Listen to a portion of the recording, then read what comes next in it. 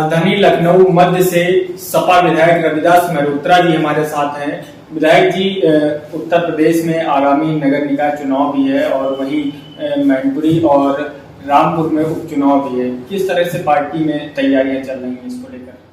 Samajwadi party नगर निगम के चुनाव में बहुत पहले से तैयारी कर रही है।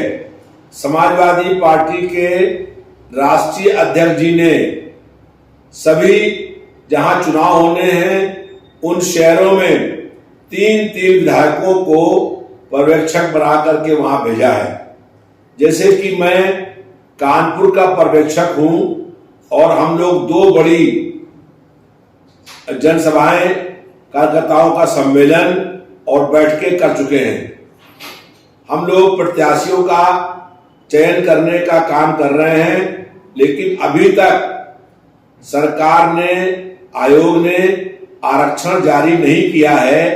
आरक्षण के जारी होते ही हमारे मेयर पद के लिए जो प्रत्याशी हैं, हम लोग उनके नामों की घोषणा करने का काम कर देंगे। उसके बाद सभी जो नगर निगम हैं वहां पर जो पार्षद चुनाव लड़ेंगे उनका भी बहुत शीघ्र ही नाम तय हो जाएगा। और ये प्रयास है कि अधिकांश नगर निगमों में समाजवादी पार्टी का बहुमत हो जाए और वहां पर हम जनता की सेवा करने का काम कर सकें। ऐसे ही मैनपुरी में समाजवादी पार्टी की प्रत्याशी डिंपल यादव जी हैं, जो बहुत भारी अंतर से वहां पर चुनाव जीतेंगी। समाजवादी पार्टी के संस्थापक, संरक्षक आदरणीय मुलायम सिंह यादव जी के निधन पर वो सीट खाली हुई है और उन सीट के ऊपर समाजवादी पार्टी ने डिंपल यादव जी को खड़ा किया है और डिंपल यादव जी बहुत भारी अंतर से चुनाव जीतने का काम करेंगी। रामपुर में आजम खां के निलंबित होने के बाद वो सीट खाली हुई है। आजम खां और समाजवादी पार्टी के राष्ट्रीय अध्यक्ष अखिलेश यादव जी तय करके बहुत जल्दी ही प्रत्याशी के नाम की घोषणा करेंगे। हो सकता है कि आजम खान की पत्नी या आजम खान की बहू वहां से चुनाव लड़ें, इसके लिए हम लोग प्रयास कर रहे हैं। मैनपुरी की बात की जाए, अगर जो आप बता रहे हैं कि मैनपुरी में डिंपल जी भारी बहुमत से जीतेंगी, वहीं भाजपा का दावा है कि मैनपुरी में भी कमल खिलेगा। वहीं चर्चाएं ये भी हैं कि अपर्णा यादव को वहां से प्रत्याशी बनाया जा सकता है। आप इसको कैसे देख रहे हैं? देखिए, भारतीय जनता पार्टी के पास कोई प्रत्याशी नहीं है। हो सकता है कि वो डिंपल यादव को के स्थान पर अपर्णा को चुनाव मुकाबले में लाने का काम करें, लेकिन वहां पर जीत डिंपल यादव जी की होगी। समाजवादी पार्टी बहुत बड़े अंतर से वहां पर चुनाव जीतेगी। भारतीय जनता पार्टी का प्रत्याशी कोई भी हो, लेकिन वहां जीत समाजवादी पार्टी की होगी। प्रसपा प्रमुख शिवपाल सिंह यादव आप लोगों के साथ रहेंगे या अपने दल से किसी प्रत्याशी को उतारेंगे चुनावी मैदान में? नहीं, शिवपाल यादव जी समाजवादी पार्टी के विधायक हैं और वो समाजवादी पार्टी के सिंबल साइकिल पर विधानसभा का चुनाव लड़े थे और वहां से विधायक हुए हैं। मैनपुरी में जो चुनाव होगा उसमें वो डिंपल यादव जी के पक्ष में जो है वो जो रहेंगे और समाजवादी पार्टी को विजयी बनाने का काम करेंगे। अच्छा, निर्वाचन आयोग से भी आप लोग लगातार शिकायत करते रहते हैं। कभी कहते हैं कि वोटरों के नाम कट गए, कभी कहते हैं धांधली का आरोप लगाते हैं। तो क्या लगता है इन चुनाव में पारदर्शिता बनी रहेगी? 2022 के विधानसभा के चुनाव में भारतीय जनता पार्टी ने भारी पैमाने पर धांधली और बेईमानी करने का काम किया था। बड़ी संख्या में पहले मतदाताओं के नाम काटे गए।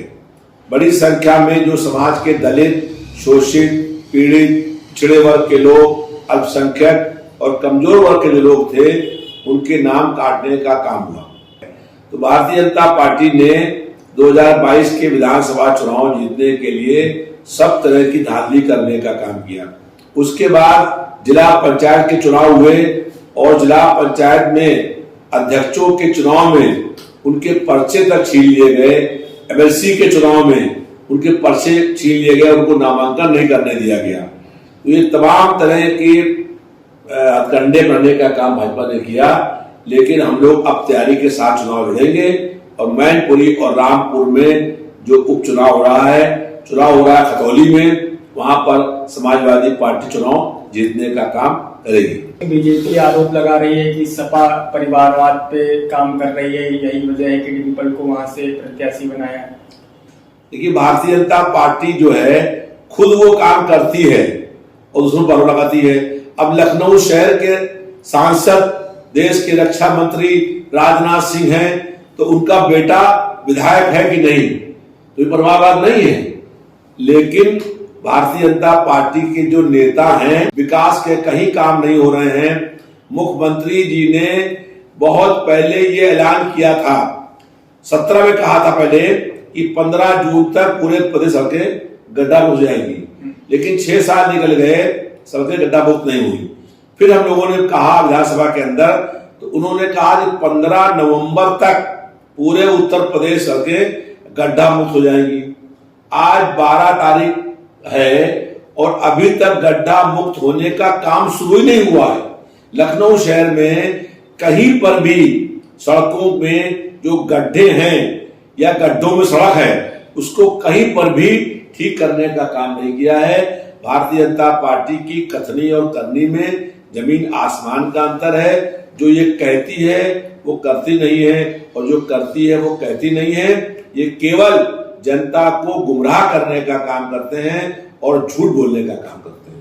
अच्छा, जिस तरह से पिछले उपचुनाव में नतीजे आए थे आजमगढ़ और रामपुर में, जो सांसद उपचुनाव हुआ था उसमें सपा की हार हुई थी, भाजपा की जीत हुई थी। उन दोनों जगहों पर भी सपा का गढ़ माना जाता था, काफी समय से सपा का कब्जा था उन दोनों ही सीटों पर, लेकिन उपचुनाव जब हुआ तो दोनों सीटें बीजेपी के खेमे में आ गई।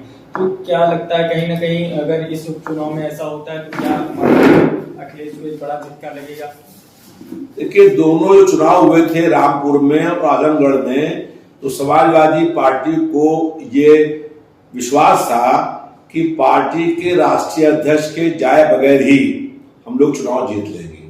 अगर वहां पर समाजवादी पार्टी के राष्ट्रीय अध्यक्ष अखिलेश यादव जी गए होते तो आजमगढ़ और रामपुर दोनों जगहों पर हम लोग सीट जाती। और इस बार रामपुर में भी और मैनपुरी में दोनों स्थानों पर और खतौली में भी पार्टी के राष्ट्रीय अध्यक्ष जी प्रचार करने जाएंगे। उनके जाने से निश्चित रूप से वोटों में बड़ी संख्या में बढ़ोतरी होती है, और जब वो जाके दौरा करेंगे, सभाएं करेंगे, रैली करेंगे, तो वहां पर सपा की जीत होगी। तो ये रविदास मल्होत्रा जी हैं, सपा से विधायक हैं, इनका साफ तौर पर कहना है कि जिस तरह से आने वाले दिनों में उत्तर प्रदेश के रामपुर और मैनपुरी में उपचुनाव है, उसमें पूरी तरह से कहीं न कहीं समाजवादी पार्टी की जीत होगी। वहीं इन्होंने यह भी बताया कि जिस तरह से मुलायम सिंह यादव मैनपुरी की जनता के लिए काम करते थे, ठीक उसी तरह डिम्पल यादव भी काम करेंगी। लखनऊ से नवभारत टाइम्स ऑनलाइन के लिए संदीप तिवारी।